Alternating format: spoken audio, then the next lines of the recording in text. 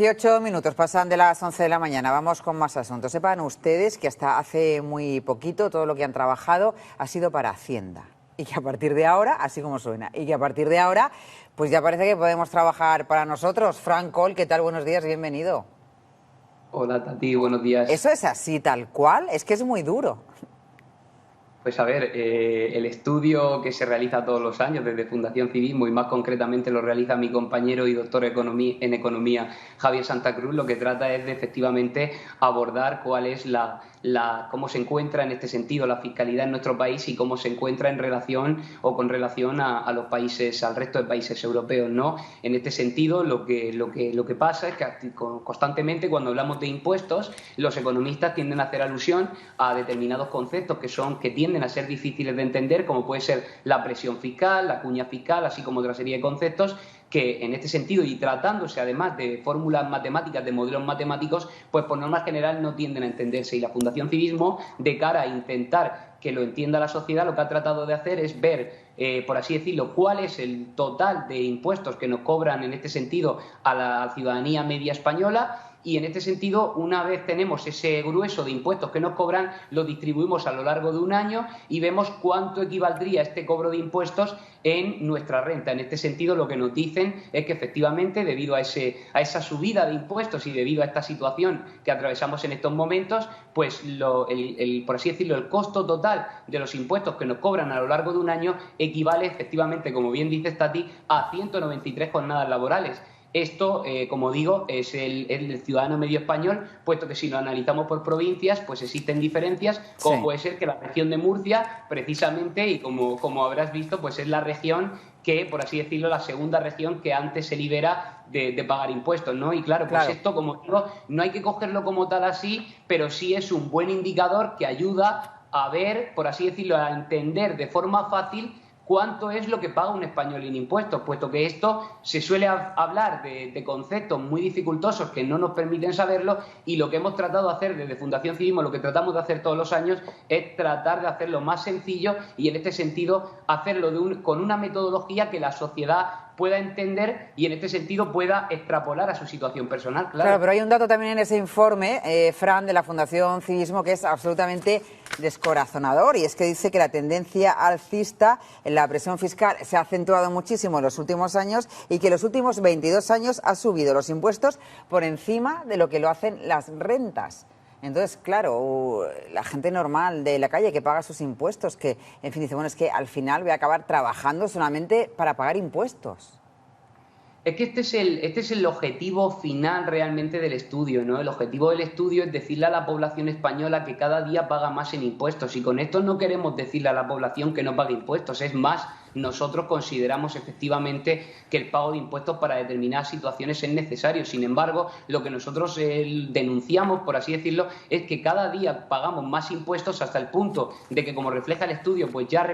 equivale pues aproximadamente el 54% de nuestros ingresos, y en este sentido hay que decir que la situación en España cada día es peor. ¿Qué quiero decir con esto? Pues que al final pagamos más impuestos, pero sin embargo no vemos reformas, no vemos que la situación de las pensiones sea sostenible, no vemos que la reforma educativa tan necesaria llegue, no vemos que, por así decirlo, el ingreso mínimo vital funcione como debería funcionar. Por así decirlo, lo que queremos decirle a la ciudadanía es que nuestros políticos cada día nos están cobrando más en impuestos. En este sentido, tanto es así que el año pasado alcanzamos el pico de recaudación máxima y, sin embargo, lo que observamos en la ciudadanía es que, pese a ello, las reformas que deben llegar con esos impuestos, todas las ayudas, lo que viene a ser todo lo que se realiza con estos impuestos, pues en este sentido no mejora. ¿Y qué queremos decir con esto? Pues lo queremos poner en la tribuna pública para denunciarlo y que la ciudadanía en este sentido exija a sus políticos que, ya que cada año tenemos que estar pagando más impuestos y encima tenemos que hacerlo con un deterioro de nuestras rentas, como bien dice Tati, pues en este sentido que empiecen a valorar el esfuerzo que hacemos todos los españoles y en este sentido lo pongan de relevancia y comiencen a convertir lo que nosotros denominamos gasto, comiencen a convertirlo en lo que denominamos como inversión, puesto que al finalmente lo que observamos es que mucho dinero, como todos los años y como solemos decir, se destina a gastos superfluos, el cual pues no se acaba repercutiendo a la economía. Y sin embargo, por otro lado, pues también creemos necesario que se resalte esta situación, puesto que también estamos observando como incluso hay determinados líderes políticos nacionales que el otro día hacían alusión a la sanidad pública diciendo que era una sanidad gratuita y, sin embargo, estamos hablando de una sanidad que se paga con estos impuestos que cada año nos cobran, ¿no? Entonces, por eso considerábamos necesario, por así decirlo, elaborar este indicador, ¿no?, de cara a que la sociedad española conozca que el Estado cada día le cobra más y en este sentido, pues nosotros, como pagadores y como financiadores de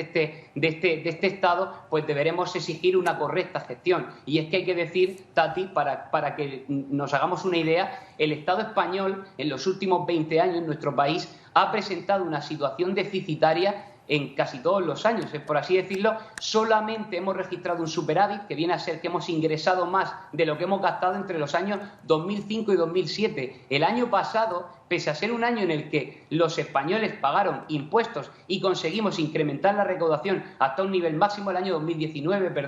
pese a ello, el gasto superó ese récord en ingresos. Para que nos hagamos una idea, esto es una situación muy preocupante y atendiendo a la deuda que tenemos, atendiendo al déficit que tenemos, pues es necesario decirle a la ciudadanía que esto es una consecuencia de una mala gestión política y no una consecuencia de que ellos hayan dejado de pagar o de cumplir con sus obligaciones, puesto que cada día cumplen más, como muestra este estudio. Cumplen más. Eso está claro, porque además, Fran, hacéis especial hincapié en ese informe de la Fundación Civismo en que la presión fiscal aumenta para todos, pero especialmente sobre las familias.